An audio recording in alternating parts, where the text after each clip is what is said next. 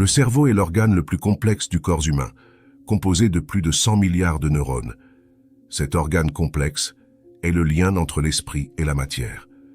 Il est le pont entre notre monde mental, soit nos pensées, et le monde physique, celui dans lequel nous interagissons. Maintenant, il est important de comprendre le principe suivant. Tout ce qu'il y a sur Terre, des véhicules que vous utilisez aux bâtiments que vous voyez, sont des inventions humaines, d'abord imaginées dans l'esprit d'un homme, avant d'être créées et manifestées sur Terre. Il est donc primordial de comprendre le lien entre le monde mental et le monde physique, car on comprend que toute invention du monde physique est d'abord une invention mentale, une idée dans la tête d'un homme. Lorsqu'on comprend cela, on comprend que nous avons le pouvoir de manifester tous nos désirs, en liant nos pensées avec nos actions. On comprend donc que le phénomène de manifestation n'est pas simplement un principe spirituel, mais un principe bien réel, qui consiste à mettre en relation nos pensées et nos actions, allant vers le même but, orienter ses pensées vers la réussite, ainsi que ses actions, vous y mènera forcément.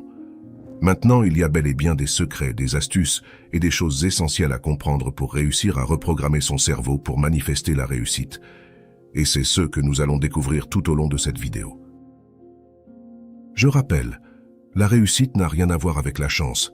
La réussite est le fruit d'un ensemble de choix et d'actions qui, lorsqu'ils sont répétés, finissent par engendrer des événements tels que la réussite. Lorsqu'on fait les mêmes actions chaque jour, on obtient les mêmes résultats que les jours précédents. Si l'on souhaite manifester un changement dans sa vie, il est donc primordial d'établir un changement mental, un changement de pensée, afin de créer un changement dans nos actions, et par conséquence, provoquer un changement dans notre vie.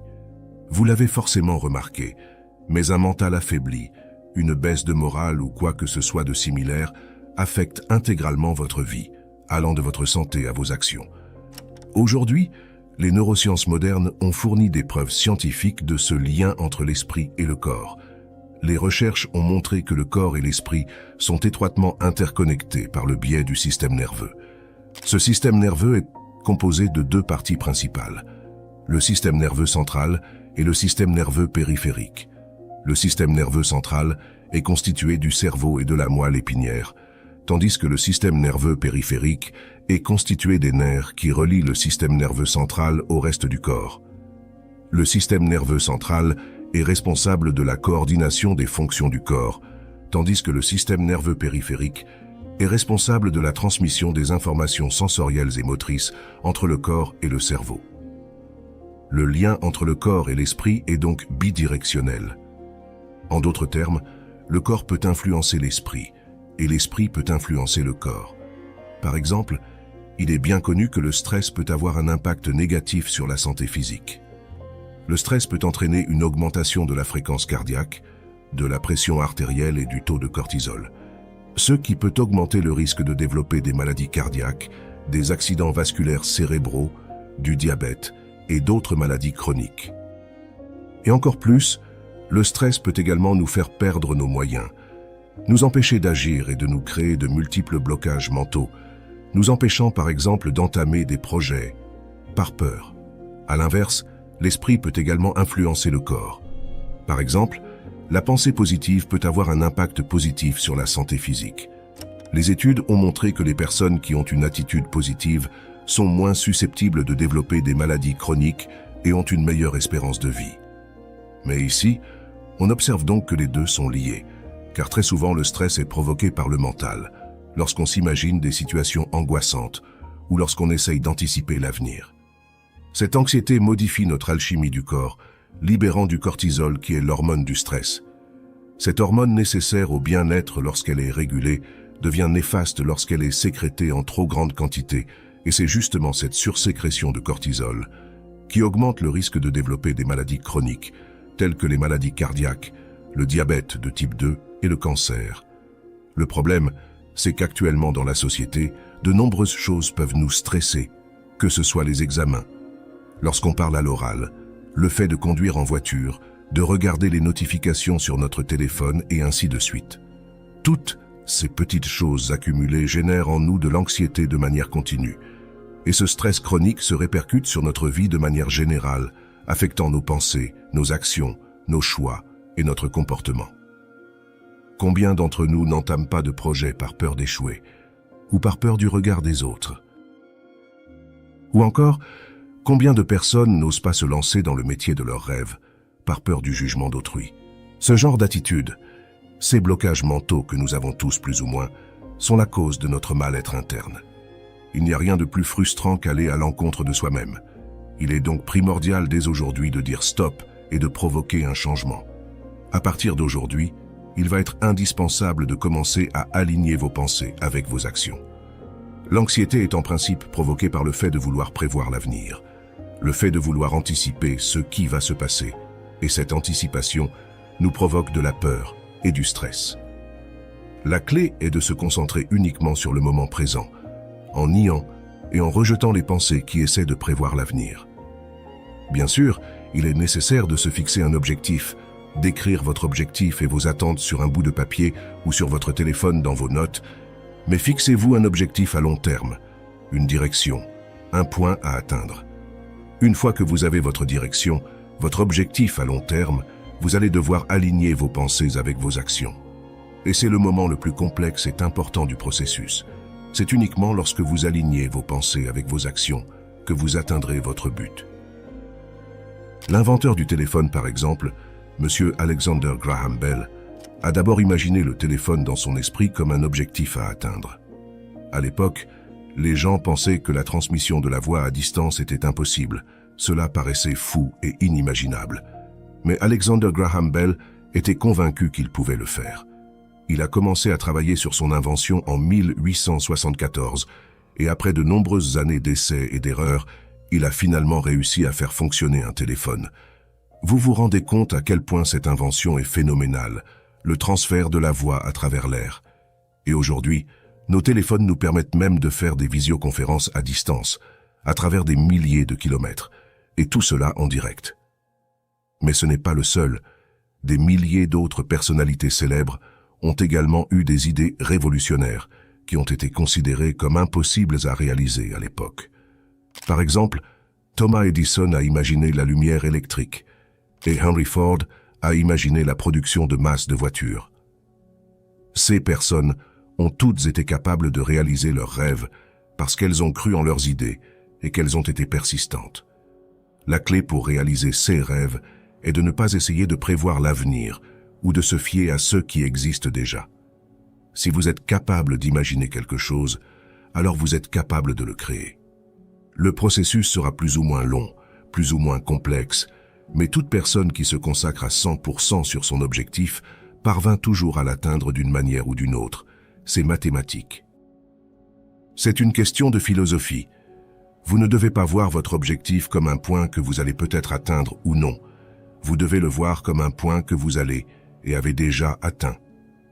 Lorsque votre objectif concret est fixé, que vous l'avez choisi, ce ne sera plus qu'une question de temps. Mais pour réussir à atteindre un objectif, à surmonter les épreuves et à vaincre tous les obstacles, il faut réunir les 4 éléments suivants. Ce que vous aimez faire, ce que vous êtes bon à faire, ce dont le monde a besoin, ce que vous pouvez être payé pour faire. Ce principe est un concept japonais qui est le fait de trouver son ikigai. Ce concept est similaire au fait de trouver sa mission de vie ou sa raison de vivre. Mais ces 4 éléments sont indispensables, car une fois réunis, ils vous permettent de surmonter et braver n'importe quel obstacle. Lorsqu'on aime ce qu'on fait, on le fait par passion, même sans argent, et la motivation est toujours là. Lorsqu'on est bon dans quelque chose, on devient le meilleur, on se surpasse et on réussit. Lorsque vous faites quelque chose qui aide les autres, qui est favorable à autrui, vous faites le bien, et vos relations et votre entourage s'améliorent forcément. Et pour finir, la rémunération est indispensable, car c'est cet argent qui vous permettra de vivre convenablement, de payer vos charges et également d'entamer de nouveaux projets. Alors, lorsque vous unissez ces 4 éléments, vous trouvez l'équilibre parfait, et votre vie dans son intégralité prendra tout son sens.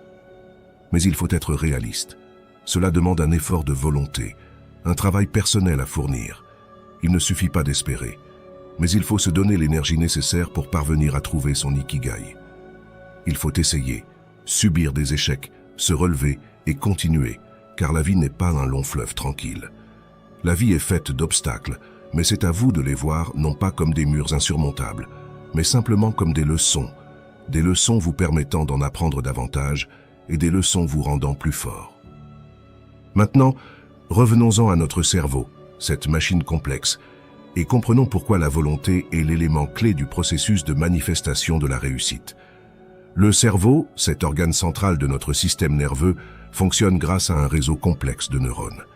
Ces cellules nerveuses communiquent entre elles par des signaux électriques et chimiques. Chaque neurone se connecte à d'autres via des synapses, où les signaux électriques sont convertis en signaux chimiques. Ce processus est essentiel pour toutes les fonctions cérébrales, y compris la volonté et la prise de décision. Lorsque nous mobilisons notre volonté, certaines régions spécifiques du cerveau sont activées. Cette activation est un mélange d'activités électriques et chimiques. Par exemple, lorsqu'on se concentre sur un objectif, le cortex préfrontal, une région impliquée dans la planification et la prise de décision, devient particulièrement actif. En parallèle, l'effort de volonté influence l'alchimie de notre corps. L'activation des circuits cérébraux concernés par la volonté peut augmenter la libération de dopamine, un neurotransmetteur lié à la motivation et au plaisir. C'est pour cela qu'il ne faut pas se fier à ce que l'on ressent actuellement, car en changeant notre psychologie, nous modifions notre alchimie corporelle, ce qui modifie également notre état émotionnel, car tout est lié. Cette augmentation de dopamine renforce notre énergie et aligne nos ressources internes avec nos objectifs. Donc en passant à l'action, en alignant nos actions avec nos désirs, nous modifions notre alchimie et tout devient plus facile et petit à petit, vous prendrez plaisir à travailler en direction de votre but. En résumé, la volonté est un pont entre l'esprit et le corps. En contrôlant notre volonté, nous dirigeons nos pensées et actions vers nos objectifs.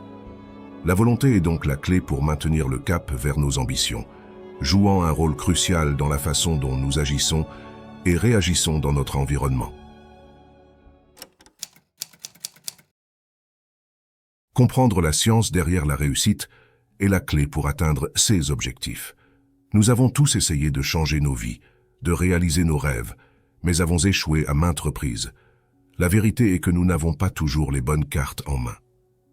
Dans un instant, découvrons les enseignements secrets du Dr Joe Dispenza, qui nous permettront de créer la réalité de nos rêves en changeant notre façon de penser, car nos pensées créent notre réalité. Êtes-vous prêt à dévoiler le potentiel quantique qui réside en vous? Alors, restez bien jusqu'à la fin de la vidéo car la dernière phrase va changer votre vie à jamais. Prenez simplement quelques instants pour cliquer sur les boutons « S'abonner » et « Aimer la vidéo ». C'est votre manière de me remercier pour ce qui va suivre. Je vous remercie infiniment. Tout d'abord, Joe Dispenza explique qu'il faut comprendre la nature quantique de la réalité. Au niveau quantique, chaque particule, y compris vos pensées et émotions, est interconnectée. Il explique comment l'énergie que vous émettez influence directement la réalité qui vous entoure. Comprendre que vous êtes un créateur de réalité, un architecte de votre destin, est la première clé pour manifester la réussite. Chaque chose de l'univers est constituée d'énergie, y compris l'être humain. Les particules subatomiques dont nous sommes tous faits sont des ondes d'énergie.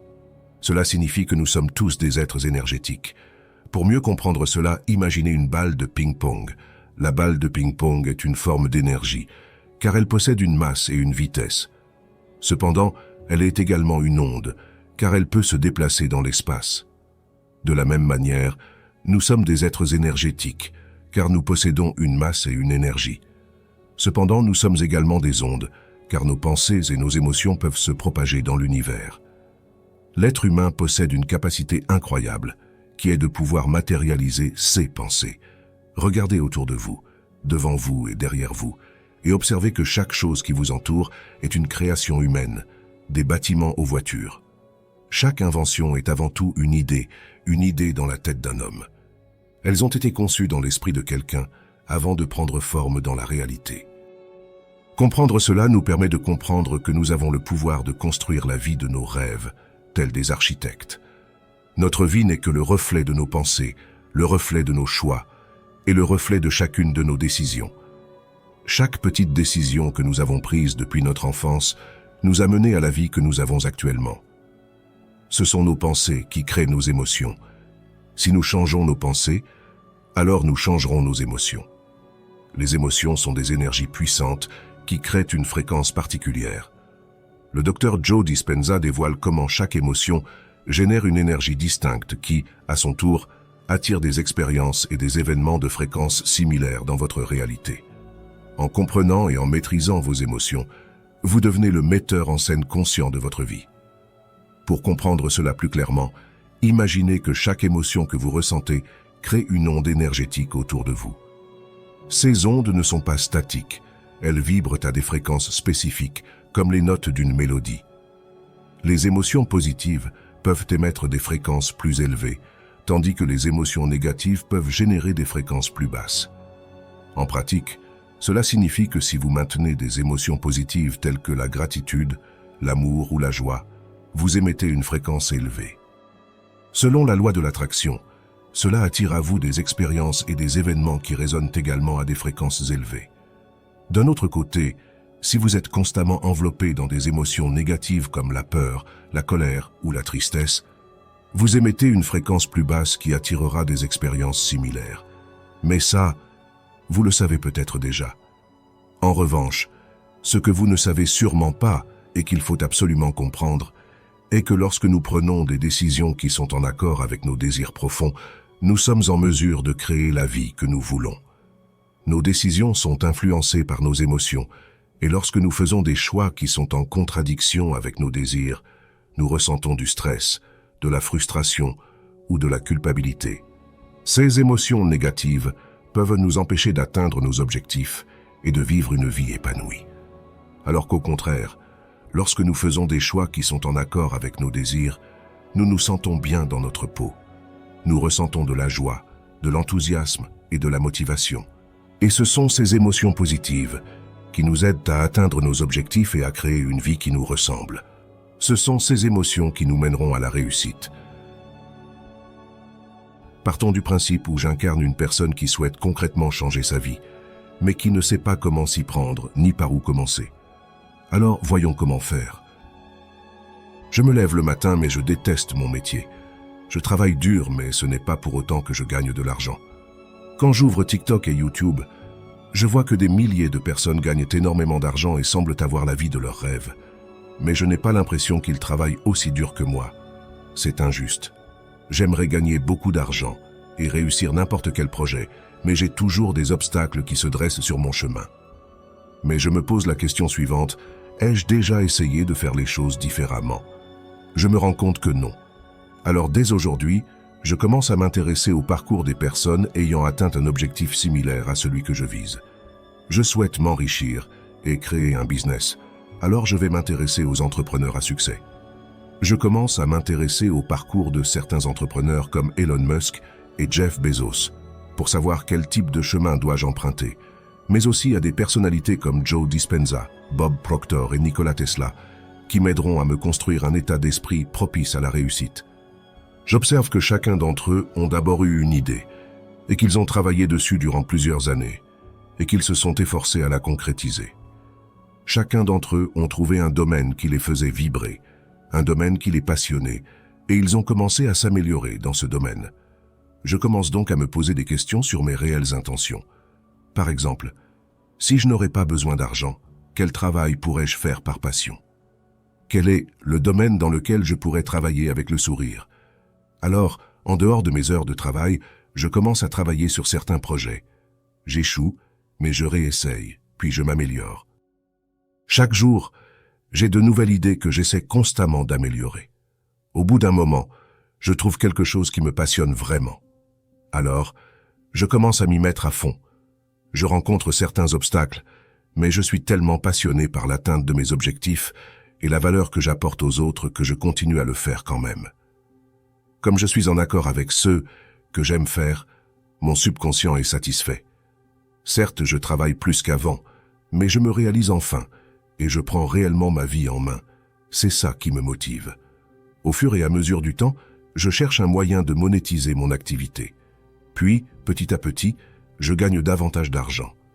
Au bout d'1 an et demi, je gagne suffisamment d'argent pour payer mes charges. Alors, je décide de quitter mon travail et de me consacrer à 100% sur mon activité. Maintenant, j'aime ce que je fais et je me lève chaque matin en sachant pourquoi je le fais. C'est ça pour moi réussir. La réussite n'est pas la clé du bonheur, c'est le bonheur qui est la clé de la réussite. Si vous aimez ce que vous faites, vous réussirez. La réussite est une superposition d'états. Elle est à la fois possible et impossible, jusqu'à ce que vous preniez une décision. La décision est la pierre angulaire de la création. Sans elle, l'action ne peut se faire, et sans action, la création ne peut exister. L'énergie va là où vous concentrez votre attention. Si vous n'avez pas d'objectif sur lequel concentrer votre énergie, alors vous ne pouvez rien manifester. Si l'on veut manifester de l'argent dans notre vie, elle ne va pas apparaître par magie sur notre compte bancaire, même avec des milliers d'affirmations positives quotidiennes. En revanche, si vous vous lancez dans un projet pouvant vous rapporter de l'argent, alors vous créez des possibilités de manifester cet argent. Il est donc impératif de mettre en place un système pouvant vous permettre de gagner la somme d'argent que vous désirez. Et c'est exactement pareil pour n'importe quel objectif que vous vous fixerez. Il faut comprendre que rien ne se crée du jour au lendemain. Il faut du temps. La patience est une vertu pour réussir financièrement, car elle permet de prendre les bonnes décisions au bon moment et d'éviter les risques inutiles. À l'inverse, l'impatience est un vice qui conduit à la pauvreté, car elle pousse les gens à prendre des risques inutiles et à faire des erreurs. Si la réussite est vue comme une superposition d'états en physique quantique, c'est parce qu'elle attend notre décision pour se manifester. Si nous ne prenons pas de décision, elle reste dans un état incertain. Cela signifie que nous avons le potentiel de réussir, mais que nous ne le ferons que si nous prenons des mesures pour y parvenir. La superposition d'états en physique quantique est une analogie utile pour comprendre la réussite. Elle nous rappelle que la réussite est une possibilité, mais que nous devons travailler pour la réaliser. Par exemple, un étudiant qui travaille dur et qui étudie pour un examen a le potentiel de réussir, mais il ne le fera que s'il passe l'examen. De même que si un entrepreneur a une bonne idée et un plan d'affaires, alors il a le potentiel de réussir. Mais il ne le fera que s'il met en œuvre son plan et qu'il travaille dur.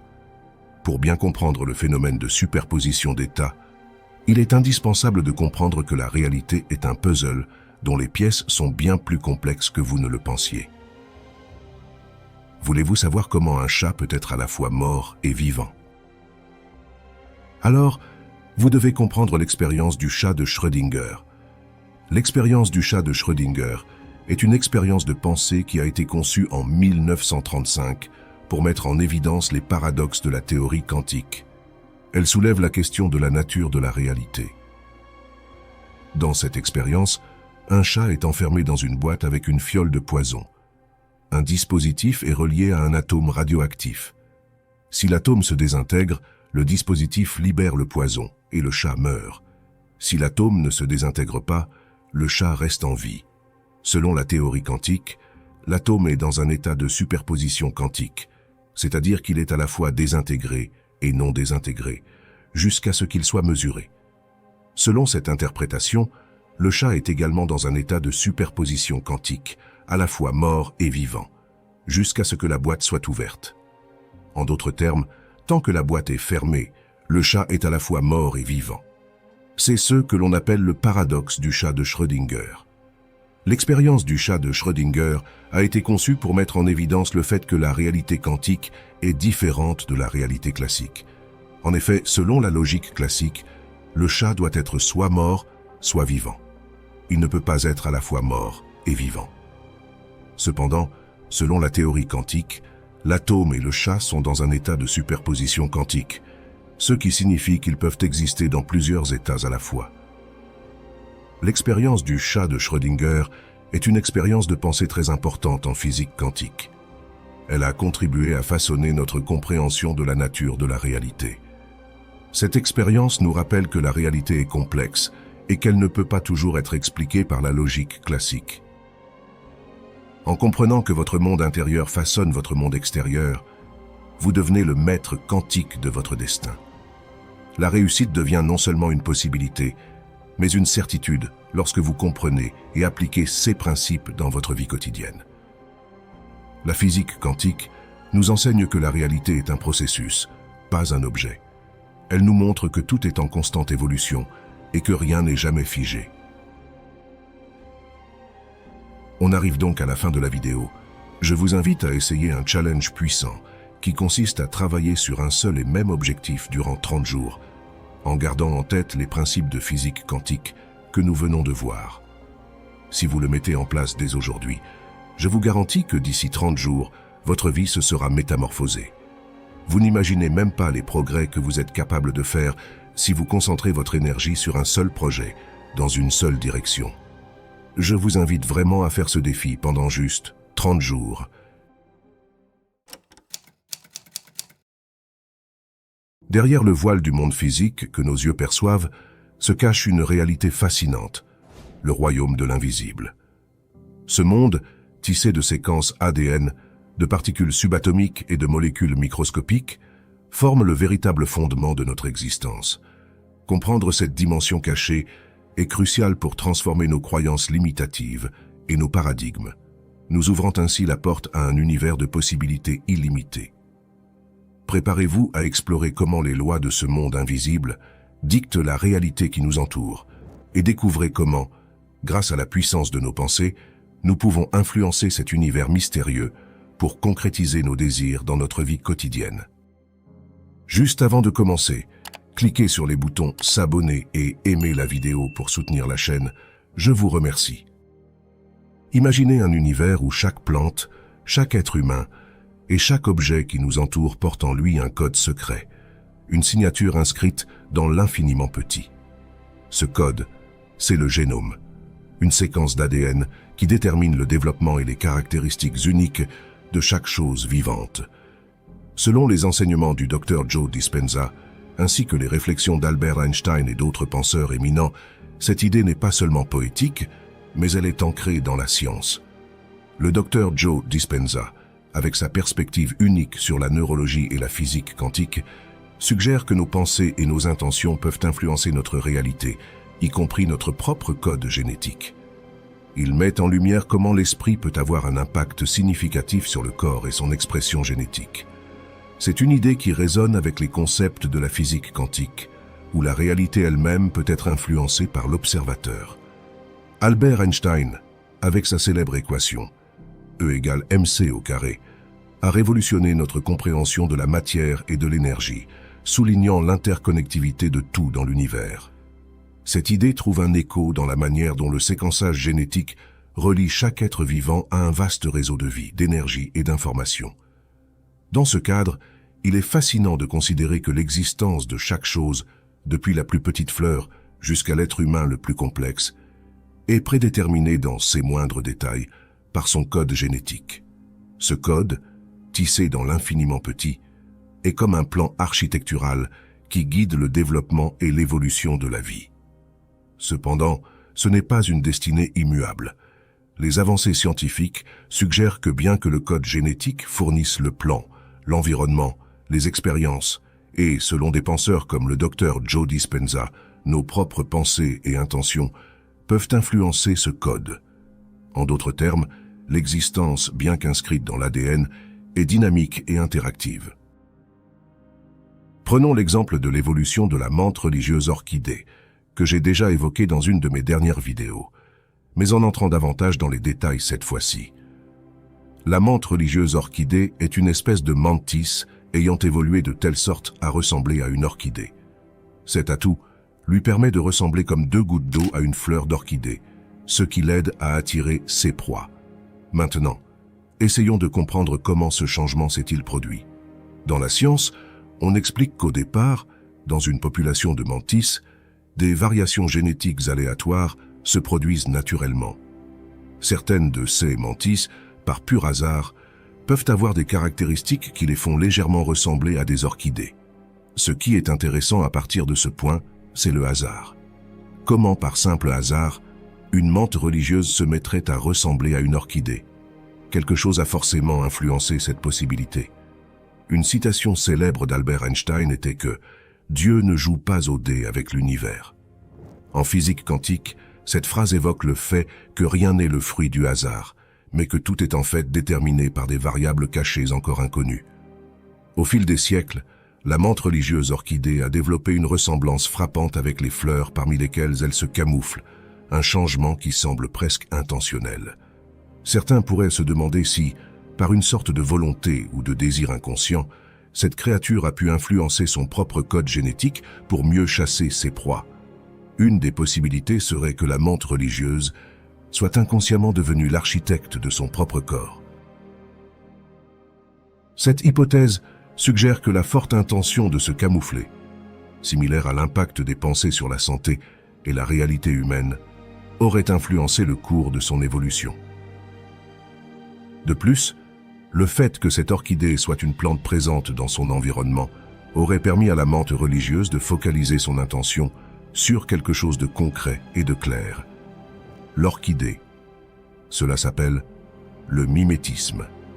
Le mimétisme est un phénomène biologique par lequel un organisme développe une ressemblance avec un autre organisme ou un élément de son environnement pour en tirer un avantage évolutif, comme se protéger des prédateurs ou attirer des proies. Cela aurait donc conduit à des mutations génétiques favorables à cette ressemblance. Ce processus serait un exemple fascinant de la manière dont une espèce pourrait, en quelque sorte, diriger son évolution à travers une forme primitive de pensée ou d'intention inconsciente. La ressemblance frappante de la menthe religieuse orchidée avec les fleurs de son environnement pourrait presque nous faire croire que, par un acte d'intention inconsciente, cet insecte a guidé le hasard de sa propre évolution, choisissant spécifiquement des mutations génétiques qui lui permettent de se fondre si parfaitement parmi les orchidées, un exemple étonnant de l'effet du mimétisme en action. Pour explorer plus en détail cette hypothèse, nous allons examiner de manière approfondie la nature des pensées et leur impact potentiel sur le monde qui nous entoure.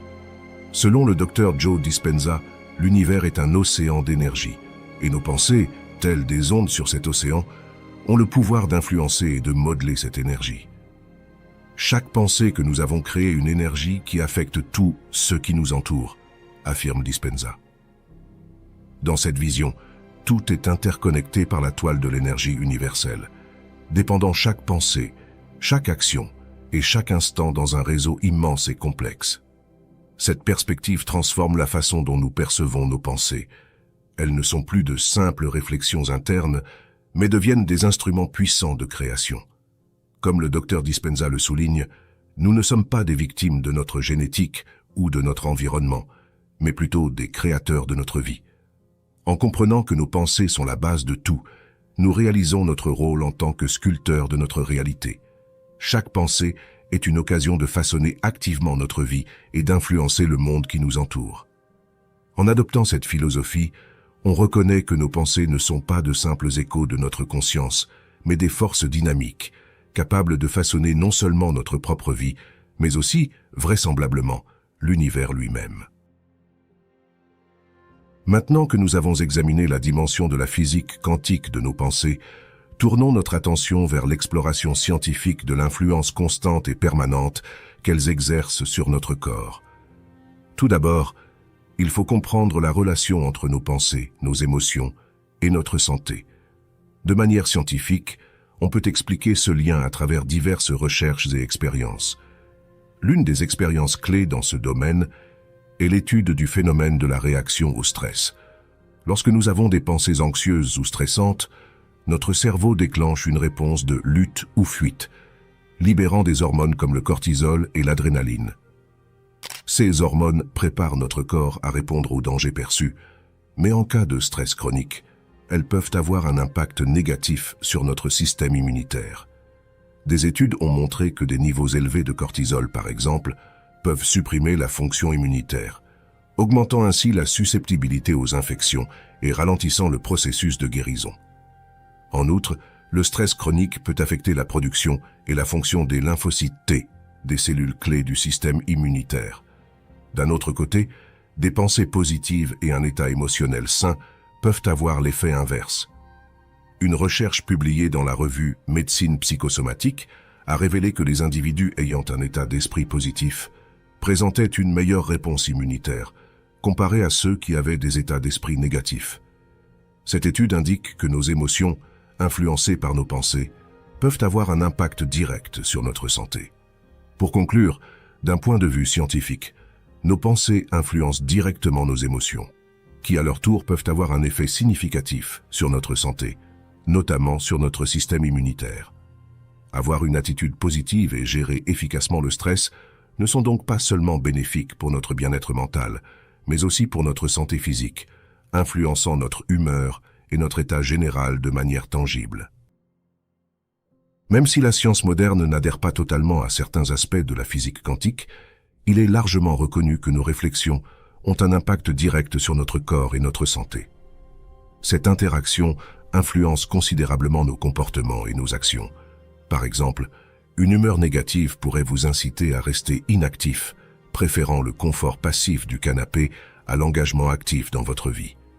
Inversement, maintenir un état de conscience positif et équilibré peut favoriser la prise de décisions saines, contribuant ainsi à votre bien-être général. Ces choix influencent non seulement votre santé, mais aussi le cours de votre vie, engendrant des actions positives qui mènent à des résultats bénéfiques. Il est donc crucial de reconnaître que la nature de vos pensées peut déterminer de manière significative la qualité de votre vie et de vos réalisations. En cultivant des pensées positives, intentionnelles et conscientes, vous prenez partie à la création d'une réalité plus enrichissante, non seulement pour vous-même, mais pour l'ensemble de l'univers connecté dans lequel nous vivons. Alors, comme le dit si bien le docteur Joe Dispenza, pour changer votre vie, vous devez changer votre énergie, et pour changer votre énergie, vous devez changer vos pensées. Dites-moi dans les commentaires ce que vous avez pensé des sujets que l'on vient d'évoquer.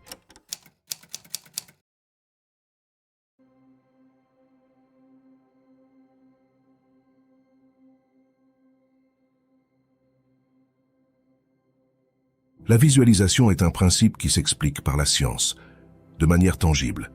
La visualisation, ce n'est pas simplement l'art de penser à quelque chose pour le manifester, c'est bien plus complexe que cela. C'est un art, une discipline.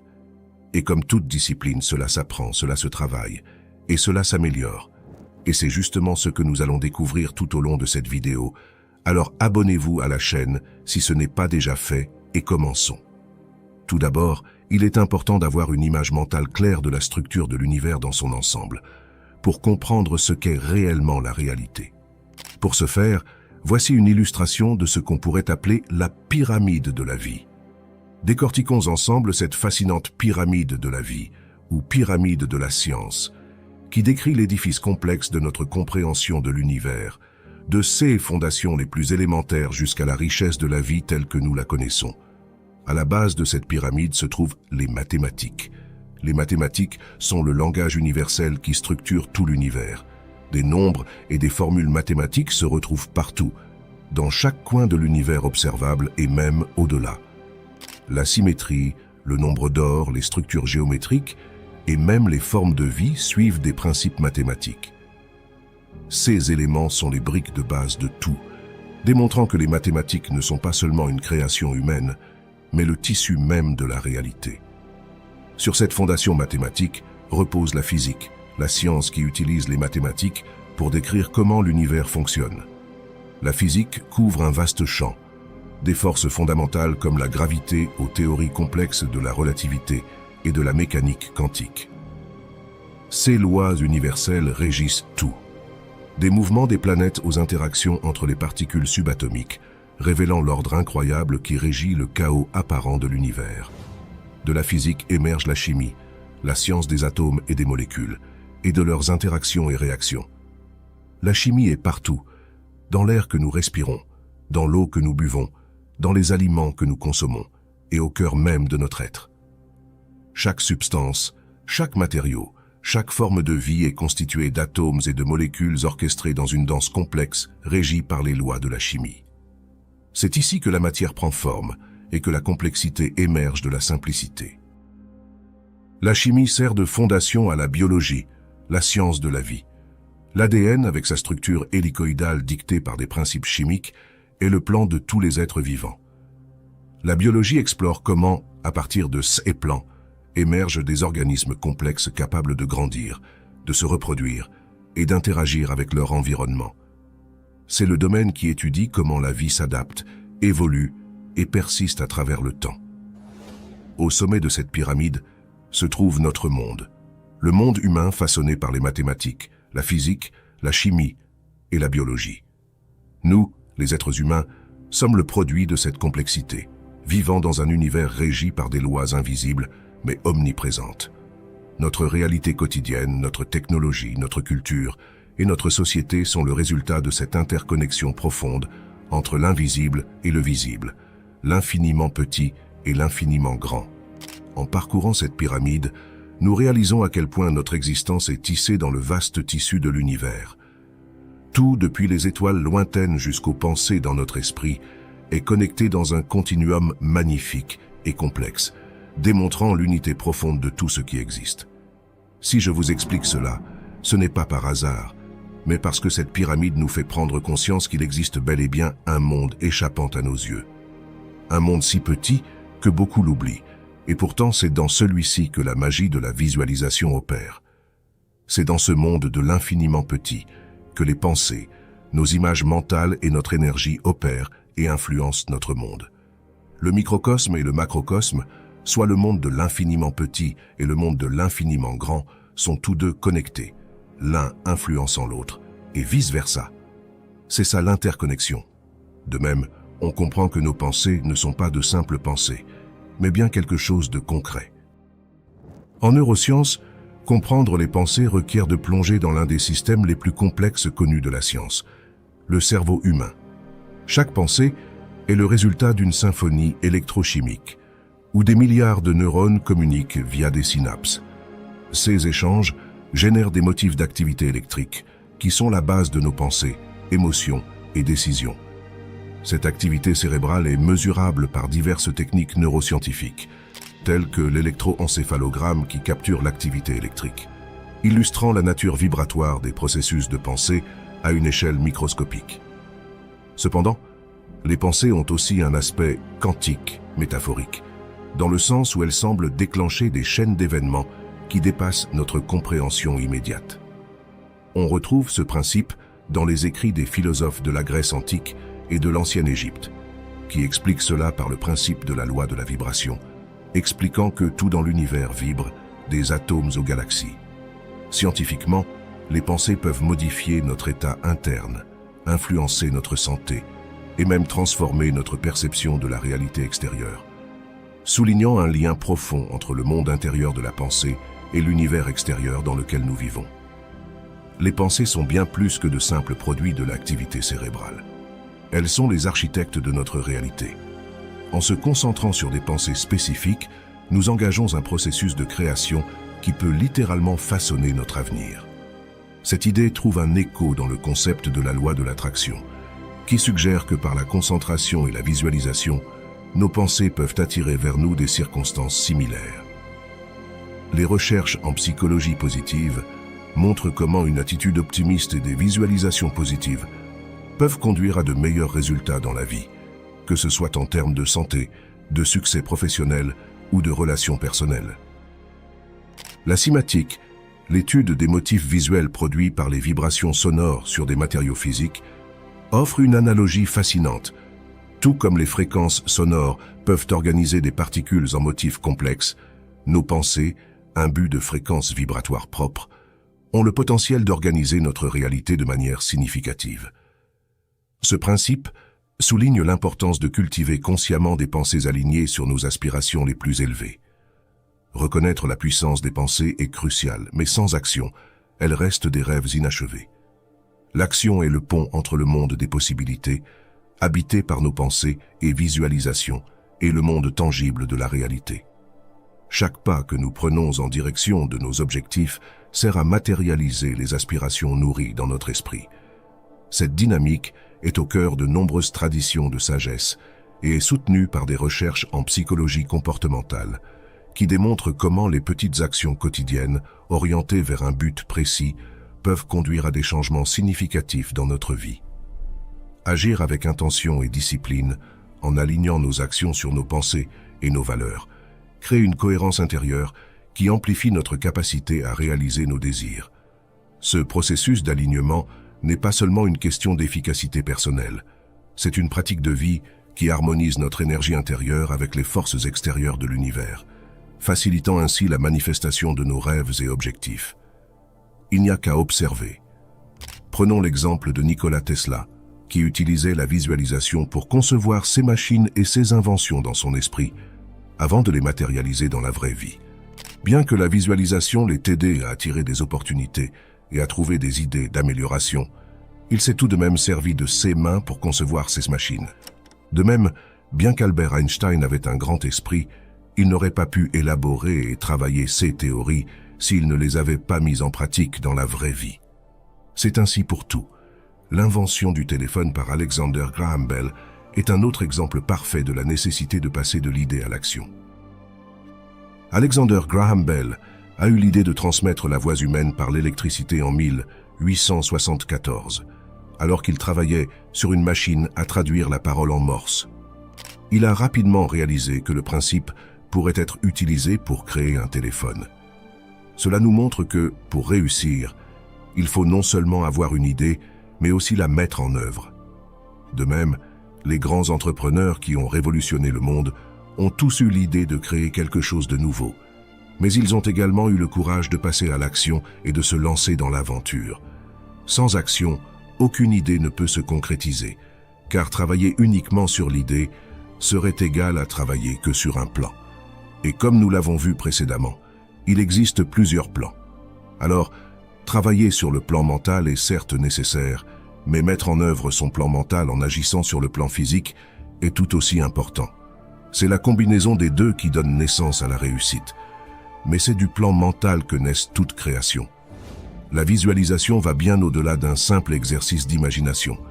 Elle est une pratique puissante qui a le potentiel de remodeler notre cerveau et de transformer notre biologie. Au cœur de cette pratique réside une vérité fondamentale en neurosciences. Nos pensées ont un impact direct sur notre corps. Lorsque nous engageons l'esprit à travers la visualisation, nous déclenchons des processus neurologiques spécifiques. Les images mentales activent les mêmes réseaux neuronaux qui seraient en jeu si l'expérience était réellement vécue.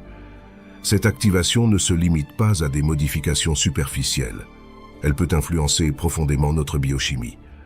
Par exemple, la visualisation positive peut réduire la production de cortisol, une hormone associée au stress, et augmenter la sécrétion de neurotransmetteurs comme la sérotonine et la dopamine, améliorant ainsi notre bien-être émotionnel. Inversement, un état de santé précaire peut nuire à notre état mental, créant un cycle négatif. La clé réside dans l'utilisation consciente de la visualisation pour aligner l'esprit et le corps, dirigeant nos pensées vers des objectifs positifs et bénéfiques, et orchestrant ainsi une harmonie biochimique qui soutient nos aspirations. Faites-en l'exercice simplement maintenant, et vous verrez. Fermez les yeux et imaginez-vous fermement ayant réussi l'objectif que vous souhaitez atteindre. Vous êtes là, et vous vivez intérieurement votre rêve, vous avez accompli votre but, et vous le vivez. Vous le ressentez intensément dans votre esprit. Imaginez chaque détail, comme si c'était un souvenir, ou le moment présent, comme pour un rêve. Vous êtes en train d'expérimenter votre avenir. Vous allez ressentir de la joie, du bonheur, de la motivation, de l'envie, et ces émotions que vous allez vivre dans votre imagination sont actuellement en train de modifier votre biochimie. Ces émotions à l'apparence imaginaire modifient actuellement votre humeur, vos choix et vos décisions. Si vous souhaitez avoir une preuve inverse bien plus simple à comprendre de ce principe, imaginez-vous avoir bientôt un oral à passer, ou une épreuve que vous allez bientôt devoir faire qui pourrait vous rendre anxieux ou anxieuse. Vous allez voir que, comme dans le cas précédent, le fait de penser à cette épreuve qui vous stresse va vous provoquer une boule au ventre et modifier votre comportement, vous rendant anxieux et stressé. Cette boule au ventre due au stress, générée par la pensée d'essayer de prévoir l'avenir, modifie également votre biochimie interne, libérant du cortisol, vous rendant mal intérieurement. Et cette anxiété va modifier vos actions, augmenter les risques de procrastination, de peur et même de maladie. Les effets des pensées sur l'alchimie de notre corps sont donc bien réels et donc impératifs à contrôler, ou du moins à diriger. Je dis à diriger car parfois, en fonction des épreuves que l'on vit, nous allons nous sentir mal. Mais c'est à ce moment-là qu'il va falloir forcer sa discipline à agir. C'est dans les moments de tristesse, qu'il va falloir instaurer la discipline de visualiser dans notre esprit l'état émotionnel inverse, afin d'inverser la tendance. C'est-à-dire que lorsqu'on se sent triste, pour ne pas s'effondrer et surmonter cette épreuve, il va falloir avoir la volonté de s'imaginer heureux, en s'imaginant vivre une expérience nous rendant heureux, ce qui modifiera petit à petit notre état d'esprit. Cela nous remettra dans le bon état d'esprit propice à la réussite. Ce n'est pas grave de chuter, l'important, c'est de ne pas rester à terre. Pour entreprendre la visualisation efficacement, un cadre structuré est essentiel. Selon le Dr Joe Dispenza, spécialisé en neurosciences, la première étape consiste à créer un espace de calme et de concentration où les distractions externes sont minimisées. Trouver un endroit paisible et adopter une posture confortable pour réduire la tension physique et faciliter la concentration. Commencez par des techniques de respiration profonde pour induire un état de relaxation, permettant à l'esprit de devenir plus réceptif. L'étape suivante implique de former une image mentale vivante et détaillée de votre objectif. Impliquez tous vos sens pour enrichir l'expérience. Visualisez non seulement l'objectif atteint, mais aussi le processus d'y parvenir, y compris les sensations, les émotions et les sons associés. La répétition est cruciale. Une pratique régulière renforce les réseaux neuronaux associés à votre vision, rendant l'objectif psychologiquement plus tangible. Consacrez du temps chaque jour à cette pratique, en maintenant une concentration et une intention claires pour imprimer profondément l'image dans votre conscience. En fait, la visualisation doit être travaillée à un tel point que vous ne devez presque plus différencier votre visualisation de la réalité. Vous devez réussir à y croire, aussi fermement que vous croyez en la réalité. Une visualisation réussite se résume donc à s'auto-convaincre d'avoir atteint notre objectif avant même que celui-ci ne se soit vraiment réalisé. Ce principe peut paraître absurde à première vue ou contre-intuitif, mais pourtant, c'est en s'auto-convainquant que l'on est ce que l'on n'est pas, que l'on devient ce que l'on croit. Car notre comportement est le reflet de ce que l'on pense être. Si l'on se considère comme pauvre, alors nous agirons comme un pauvre. Si nous nous croyons stupides, nous agirons comme tels. De même, si nous nous considérons comme un loser, nous agirons comme un loser. Mais je vous rassure, si vous avez cliqué sur cette vidéo, vous êtes loin d'en être un ou une, bien au contraire. Vous avez toutes vos chances et toutes les capacités nécessaires pour réussir. La première étape de la réussite, c'est de le vouloir. Et si vous avez cliqué sur cette vidéo, c'est que vous le voulez. Donc, vous y arriverez. Il faut juste mettre en pratique tout ce que l'on apprend. D'ailleurs, si l'on prend l'exemple des acteurs, c'est ce qu'ils font. Ils se mettent au préalable dans la peau d'un personnage qu'ils ne sont pas, afin de le devenir. Un bon acteur, pour qu'il transmette ses émotions aux spectateurs, doit d'abord les ressentir. C'est-à-dire qu'il ne suffit pas de jouer la peur pour la faire ressentir aux spectateurs, il faut la ressentir pour la partager. Et pour ce faire, l'acteur travaille en se visualisant réellement avoir peur, en ressentant cette émotion, afin de la partager aux spectateurs. Par exemple, James McAvoy, l'acteur du film Split, a dû intégrer un hôpital psychiatrique pour s'imprégner du personnage qu'il allait jouer, un personnage ayant de multiples personnalités. Cette technique, souvent associée à la méthode Stanislavski, est une technique d'interprétation qui consiste pour l'acteur à se plonger dans la peau du personnage qu'il incarne. Dans le cas de Split, James McAvoy devait incarner Kevin Wendell Crumb, un homme souffrant de troubles dissociatifs de l'identité. Ce trouble se caractérise par la présence de 2 ou plusieurs personnalités distinctes au sein d'une même personne, et dans le cas de ce film, l'acteur devait jouer 23 personnalités différentes. Alors, pour se préparer à un tel rôle, James McAvoy a passé plusieurs jours dans un hôpital psychiatrique où il a pu rencontrer des personnes souffrant de ce trouble. Il a également lu des livres et des articles sur le sujet. Ce qui est intéressant, c'est que dans la vie quotidienne, pour qu'une visualisation se concrétise, le principe est le même. Vous devez vous imprégner du personnage que vous voulez devenir. Lisez des livres, regardez des interviews de personnes ayant déjà atteint votre but, fréquentez également des personnes ayant un objectif similaire, travaillez sur votre visualisation et alignez vos actions avec tout cela. Et vous verrez que petit à petit, jour après jour, votre état d'esprit va changer, vos actions aussi, et votre vie commencera à se transformer. Et ça, même dès le premier jour. La visualisation n'est donc pas seulement une technique de préparation mentale, elle est un processus de transformation. En vous focalisant sur votre objectif et en ressentant pleinement l'expérience comme si elle était déjà réalisée, vous commencez à influencer votre chimie corporelle. Cette pratique ne se contente pas d'éclairer le chemin vers votre objectif. Elle modifie activement votre état interne, favorisant la production de dopamine et d'autres hormones qui améliorent votre humeur et votre motivation. Cette alchimie interne crée un cercle vertueux, où l'état mental positif engendré par la visualisation stimule des actions et des choix alignés sur vos aspirations. En incarnant l'état d'esprit de votre objectif, vous initiez un processus par lequel vous devenez progressivement la personne capable de réaliser cet objectif. La visualisation vous permet d'adopter l'état d'esprit du succès avant sa concrétisation matérielle, alignant les forces invisibles à l'œuvre dans l'univers avec vos actions. En vous imaginant en vainqueur, vous adoptez la biochimie d'un vainqueur, ce qui modifie non seulement votre perception et votre comportement, mais attire également les circonstances favorables à la réalisation de votre vision.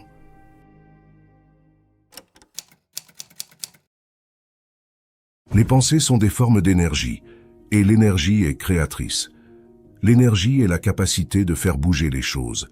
Elle se manifeste de partout dans l'univers et sous différentes manières, par exemple sous forme de chaleur, de lumière, de mouvement ou de chimie. Les batteries de nos téléphones portables stockent de l'énergie chimique. Les ordinateurs fonctionnent grâce à l'énergie électrique et les êtres vivants utilisent également de l'énergie pour se déplacer, penser et grandir. Sur le plan neuroscientifique, chaque pensée est le résultat de l'activité électrique et chimique dans le cerveau. Les neurones communiquent via des neurotransmetteurs et des potentiels d'action électrique, créant des réseaux complexes de signaux. Chaque pensée consomme de l'énergie et produit des champs électromagnétiques, ce qui suggère que les pensées ont une qualité énergétique et peuvent influencer notre réalité. Les pensées, en tant qu'énergie, sont comparables aux autres formes d'énergie dans leur capacité à effectuer un travail ou à provoquer un changement. Cela s'aligne avec la notion que les pensées peuvent influencer à la fois notre état mental et physique, et potentiellement notre environnement, par la puissance de l'intention et de la concentration. Sur le plan physique, les pensées influencent nos choix et actions par un mécanisme neurologique complexe. Le cerveau, en tant que centre de traitement de l'information, interprète et évalue constamment les pensées. Ces pensées, sous forme de signaux neuronaux, déclenchent des réponses physiologiques et comportementales.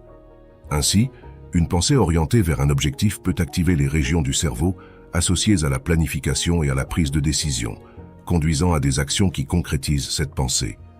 Les pensées sont donc des précurseurs des comportements. Par exemple, une pensée positive peut encourager une approche proactive, tandis qu'une pensée négative peut conduire à l'évitement ou à la procrastination. Ce processus démontre comment les pensées modèlent notre conduite quotidienne, influençant notre trajectoire de vie globale. Du point de vue de la physique quantique, les pensées peuvent être considérées comme des formes d'énergie émettant des fréquences spécifiques. Ces fréquences peuvent théoriquement entrer en résonance avec celles d'autres individus, influençant ainsi les interactions humaines.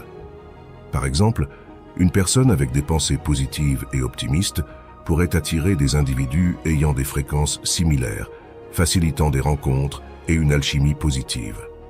De plus, les pensées influencent notre perception des autres et nos réactions envers eux. Imaginez que vous êtes dans une réunion au travail et que vous rencontrez une nouvelle personne pour la première fois. Vous vous dites que cette personne est intelligente et sympathique. Vous êtes donc plus susceptible de lui poser des questions sur elle-même et de lui parler de votre travail. Vous êtes également plus susceptible de prêter attention à ce qu'elle dit et de prendre en compte ses idées. D'un autre côté, imaginez que vous rencontrez une nouvelle personne pour la première fois et que vous vous dites qu'elle est hostile et stupide. Vous êtes donc plus susceptible d'éviter le contact visuel avec elle, de ne pas lui parler et de l'ignorer. Vous êtes également plus susceptible de ne pas prêter attention à ce qu'elle dit et de la considérer comme une menace. Nos pensées ont donc une influence directe et conséquente sur nos interactions avec les autres. Des pensées empathiques ou compatissantes peuvent améliorer nos relations, tandis que des pensées critiques ou négatives peuvent les détériorer. Ce phénomène suggère que nos états mentaux internes jouent un rôle clé dans la formation et le maintien de nos relations sociales. Mais nos pensées ne se limitent pas à influencer nos actions et interactions. Elles influencent également notre perception de la réalité. La façon dont nous interprétons les événements, notre réaction aux situations et notre vision du monde sont toutes teintées par le prisme de nos pensées. Par exemple, dans certaines cultures, la mort est considérée comme une transition vers une autre vie, tandis que dans d'autres, elle est considérée comme la fin de l'existence.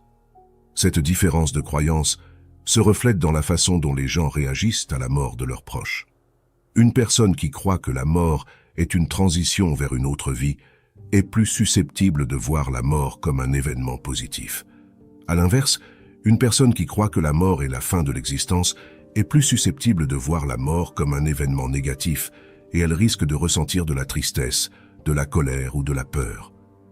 De même, les gens qui croient qu'ils sont capables de réussir sont plus susceptibles de réussir que ceux qui ne croient pas en eux-mêmes. Cette croyance en soi est appelée auto-efficacité, et elle est un facteur important de réussite dans de nombreux domaines, notamment la carrière, les études et les relations personnelles. Ainsi, nos pensées deviennent la source de notre réalité vécue, dictant notre expérience de vie dans son ensemble. En fin de compte, nos pensées constituent la base sur laquelle repose notre existence. Elles façonnent notre réalité mentale et physique, influençant notre parcours de vie, nos réactions aux événements et notre interaction avec l'environnement. Cette compréhension souligne le pouvoir des pensées dans la création de notre expérience de vie et par extension, notre existence. Maintenant, il faut savoir que tout dans l'univers, des étoiles aux cellules de notre corps, est composé d'atomes. Ces atomes sont eux-mêmes constitués de protons, neutrons et électrons. Les ions, qui sont des atomes chargés électriquement, jouent un rôle crucial dans les processus biologiques, comme la transmission des signaux dans les neurones. L'ADN, qui est au cœur de chaque cellule, est un exemple de la complexité qui émerge de cette structure subatomique simple. L'ADN encode les instructions pour le développement et le fonctionnement des êtres vivants. Cette complexité émerge de combinaisons simples d'atomes, reflétant comment le monde invisible, à l'échelle atomique et moléculaire, façonne le monde visible. Cette structure ionique et électronique est la preuve d'un monde invisible qui régit le monde matériel. Les phénomènes observés à l'échelle microscopique, tels que la mécanique quantique, ont des implications directes sur notre réalité macroscopique. Les pensées génèrent des ondes cérébrales mesurables. Ces ondes, comme toutes les ondes, ont des fréquences et des amplitudes qui peuvent entrer en résonance avec d'autres fréquences. Cette résonance peut être envisagée comme une interaction entre la pensée et la matière. Des expériences en physique quantique, telles que l'expérience de double fente, démontrent que l'observation peut influencer les résultats. Cela suggère que la conscience, et donc la pensée, peut affecter la réalité physique. De même, les expériences de cymatique montrent comment les vibrations sonores peuvent influencer les motifs formés par des substances comme le sable ou l'eau. De plus, l'expérience des diapasons montre que lorsqu'un diapason est frappé, il transmet sa vibration au diapason à côté de lui. Cela montre comment les vibrations peuvent se propager à travers l'air et influencer la matière environnante. Ces phénomènes illustrent comment les fréquences et les vibrations, analogues à celles générées par nos pensées, peuvent affecter la matière. Mais encore plus simple, il suffit d'observer comment notre voix se transmet à travers l'air lorsqu'on passe un appel téléphonique, ou l'image en direct lors des visioconférences, ou encore l'influence invisible des ondes Wi-Fi. Ces exemples illustrent comment l'énergie peut se transmettre à distance, sans contact physique. De même, les vibrations de la musique sont un autre exemple de cette transmission d'énergie. Dans un festival, par exemple, on ressent comment la musique peut faire vibrer notre corps et tous ceux qui entrent en résonance avec elle. Cette résonance est une forme d'interaction énergétique entre la musique et notre corps, et plus précisément, entre les vibrations et la matière. Elle peut nous procurer un sentiment de joie, de bien-être ou de connexion à quelque chose de plus grand que nous. La neuroscience et la physique quantique nous permettent donc de mieux comprendre que la manifestation mentale est un phénomène physique et chimique, et non pas uniquement spirituel. La manifestation mentale commence par la ferme résolution de suivre une discipline en accord avec nos intentions les plus profondes. Cette discipline, loin d'être une contrainte, est en réalité une expression de notre volonté la plus authentique. C'est un engagement actif envers nos objectifs, qui nécessite une concentration et une détermination constante. Cette concentration n'est pas simplement une question de penser de façon positive. Il s'agit plutôt d'une pratique rigoureuse qui façonne nos pensées, nos croyances et par extension, notre réalité. La volonté n'est pas innée, mais se développe et se renforce à travers la pratique répétée et l'engagement envers nos objectifs. Nos pensées et notre volonté ont un impact direct sur notre chimie corporelle. Lorsque nous nous concentrons intensément sur un objectif, notre corps répond en libérant des hormones et des neurotransmetteurs qui facilitent l'action et la motivation. Par exemple, lorsqu'on est concentré sur un objectif de réussite ou de progrès personnel, notre corps peut produire plus de dopamine, une hormone associée au sentiment de récompense et de plaisir. Cette augmentation de dopamine renforce notre désir d'agir et de persévérer, alimentant ainsi notre cycle de manifestation mentale. Lorsque nous adoptons une discipline guidée par notre volonté, nos actions et nos choix quotidiens commencent à se transformer. Cette transformation n'est pas instantanée. Elle se produit progressivement, alors que nous réalignons nos comportements pour les mettre en accord avec nos intentions. En persistant dans cette discipline, nous commençons à remarquer des changements dans nos actions. Ceux-ci, à leur tour, influencent le cours de notre vie. Comme l'a souligné Albert Einstein, la répétition des mêmes actions ne peut mener à des résultats différents. Ainsi, en changeant nos actions, nous changeons nos résultats. La manifestation mentale requiert un changement d'état mental. Par exemple, pour s'enrichir, il ne suffit pas de désirer l'argent. Il faut adopter l'état d'esprit d'une personne prospère. Cet état d'esprit implique de penser et d'agir comme le ferait une personne ayant déjà atteint cet objectif. Il s'agit d'une transformation profonde qui commence dans l'esprit mais se manifeste à travers des actions concrètes. De même, pour surmonter la peur, il faut agir courageusement.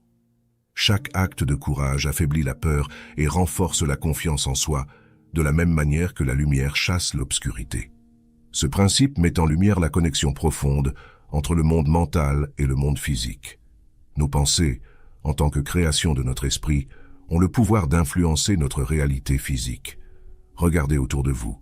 Chaque invention et réalisation humaine a d'abord pris forme dans l'esprit de quelqu'un avant de se matérialiser dans le monde physique. Des bâtiments au téléphone portable que vous utilisez, chaque création est le fruit d'une pensée manifestée. Un aspect crucial de la manifestation mentale est la persévérance face aux obstacles et aux échecs. Chaque échec doit être vu non pas comme un arrêt, mais comme une étape nécessaire vers la réussite. Chaque échec apporte avec lui des leçons précieuses, et se relever après un échec est en soi un acte de manifestation mentale. Il s'agit d'embrasser l'échec comme une partie intégrante du processus de réussite. Tout individu peut changer ses vibrations mentales par un effort de volonté en fixant son attention sur l'état désirable. La volonté dirige l'attention et l'attention modifie la vibration. Le Kybalion. Nous avons tous déjà été surpassés par un événement, une rupture amoureuse, un problème dans notre vie ou encore un problème financier.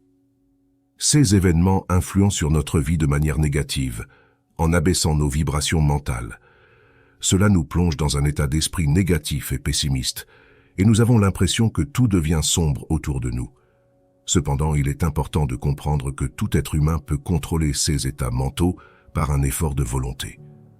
En fonction des événements vécus, certaines épreuves sont plus difficiles à surmonter que d'autres. Mais tout individu possède en lui la force de se relever. Dans cette vidéo, nous allons découvrir comment contrôler nos états mentaux. Nous verrons que, lorsque nous parvenons à le faire, nous contrôlons l'intégralité de notre vie. Comprenons tout d'abord le fonctionnement du cerveau humain à partir de la neuroscience. La neuroscience est une discipline qui se situe à l'intersection de plusieurs domaines, comme la biologie, la psychologie et la médecine. Elle se consacre à l'étude du système nerveux, avec une attention particulière au cerveau, notre organe le plus complexe. Le cerveau humain est composé d'environ 86 milliards de neurones, chacun capable de former des milliers de connexions synaptiques. Ces interconnexions forment un réseau extrêmement complexe qui est responsable de toutes les fonctions cognitives et émotionnelles. Les neuroscientifiques utilisent des techniques avancées comme l'imagerie par résonance magnétique fonctionnelle, soit l'IRMF, pour observer l'activité cérébrale et comprendre comment différentes zones du cerveau contribuent à nos pensées, nos émotions et nos comportements. Les émotions peuvent être considérées comme des réponses intégrées du cerveau aux stimuli internes et externes, impliquant des circuits neuronaux spécifiques. Elles ne sont pas seulement des expériences subjectives, mais aussi des états physiologiques et neurologiques mesurables.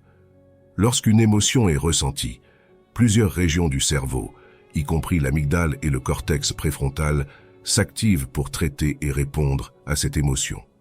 Ces réponses émotionnelles déclenchent des cascades biochimiques, influençant ainsi la fréquence et l'activité électrique des neurones, ainsi que la libération d'hormones et de neurotransmetteurs, affectant tout le corps. L'idée que l'esprit et le corps sont intrinsèquement liés est maintenant bien établie en neurosciences. Cette interconnexion est souvent illustrée par la manière dont nos états mentaux affectent notre santé physique. Par exemple, le stress chronique peut conduire à une activation prolongée de l'axe hypothalamo-hypophyso-surrénalien, entraînant une sécrétion excessive de cortisol, ce qui peut affaiblir le système immunitaire et augmenter le risque de maladies chroniques. De manière similaire, l'anxiété peut affecter le système digestif, tandis que la tristesse intense et prolongée peut affaiblir les réponses immunitaires et même contribuer à des maladies cardiaques. Ces exemples illustrent comment les états psychologiques peuvent se traduire en modifications physiologiques concrètes. Les émotions jouent donc un rôle crucial dans la définition de notre expérience de vie. Elles ne sont pas simplement des réponses passagères, mais elles ont un impact durable sur notre bien-être général. Par exemple, une expérience prolongée de tristesse ou de dépression peut non seulement mener à des changements biochimiques dans le cerveau, diminuant la production de neurotransmetteurs comme la sérotonine et la dopamine, mais peut également conduire à une baisse de la motivation, de la productivité et même à la perte d'emploi. Inversement, les émotions positives comme la joie ou l'enthousiasme peuvent renforcer les circuits neuronaux associés au bien-être, augmenter la résilience face au stress et améliorer la performance cognitive et physique. Cette interrelation dynamique entre les états émotionnels, les changements physiologiques et l'expérience de vie globale est au cœur de nombreux domaines de recherche en neurosciences, soulignant l'importance de la santé émotionnelle dans notre vie quotidienne. La neuroscience ne se contente pas de déchiffrer les mystères du cerveau humain, mais cherche également à comprendre comment nos pensées, émotions et comportements s'entrelacent pour créer l'expérience humaine dans toute sa complexité.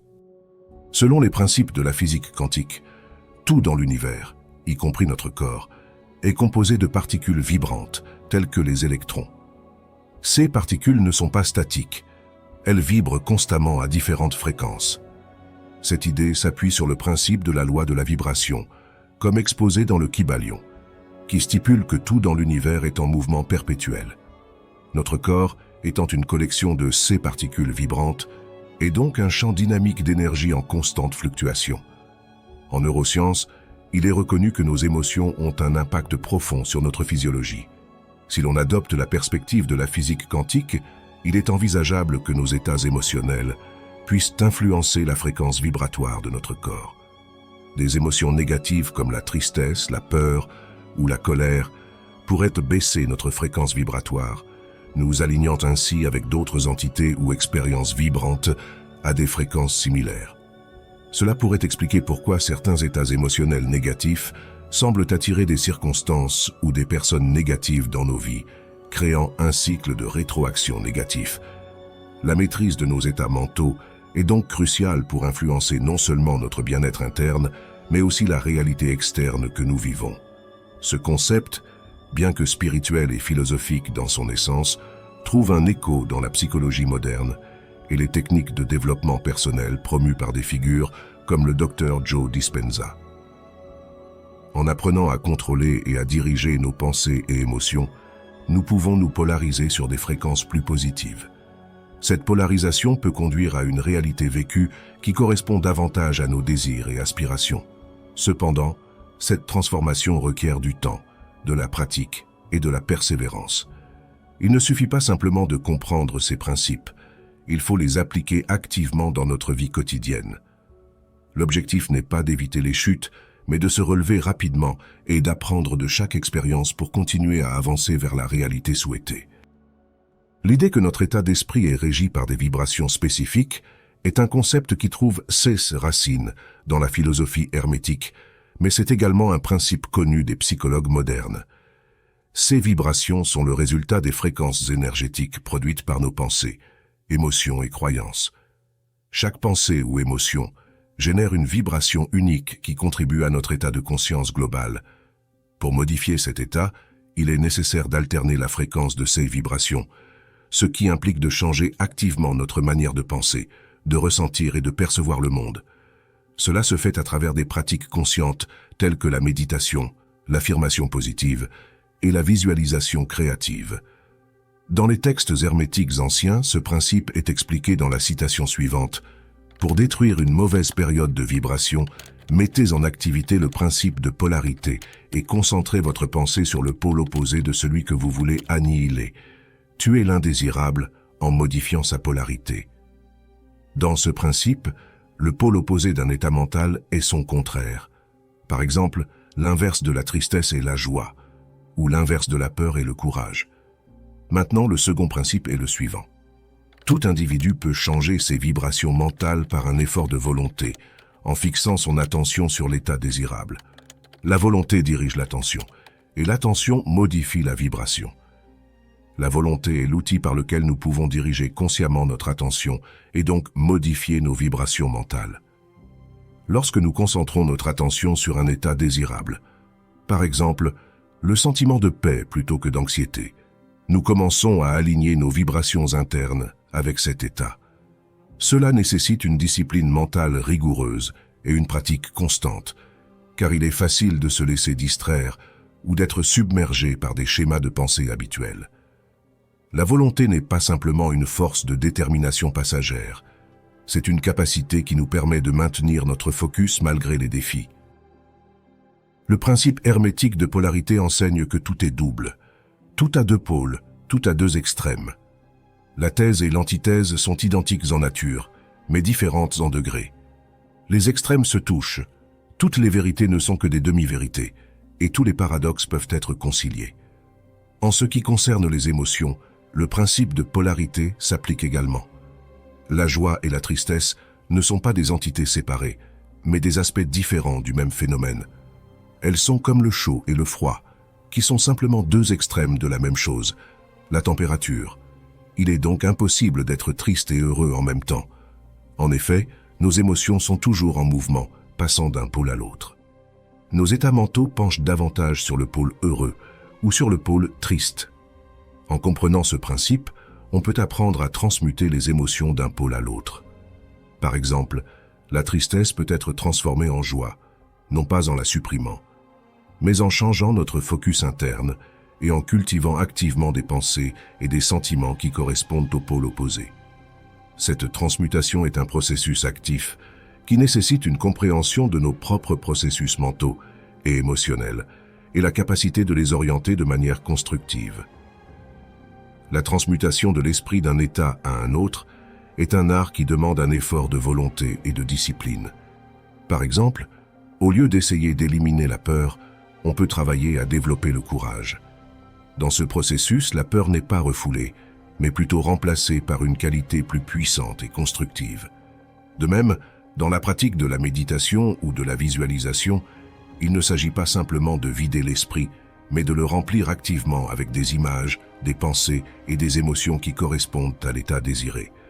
En se concentrant sur cet état avec intention et discipline, on modifie progressivement nos vibrations internes, ce qui peut finalement conduire à un changement dans notre réalité extérieure.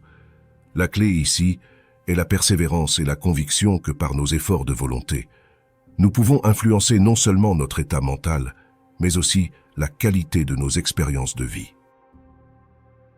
Dites-moi en commentaire ce que vous en avez pensé et si vous allez appliquer ces principes dans votre vie quotidienne. N'hésitez pas à mettre un pouce bleu et à vous abonner à la chaîne. Je vous dis à tout de suite dans une prochaine vidéo.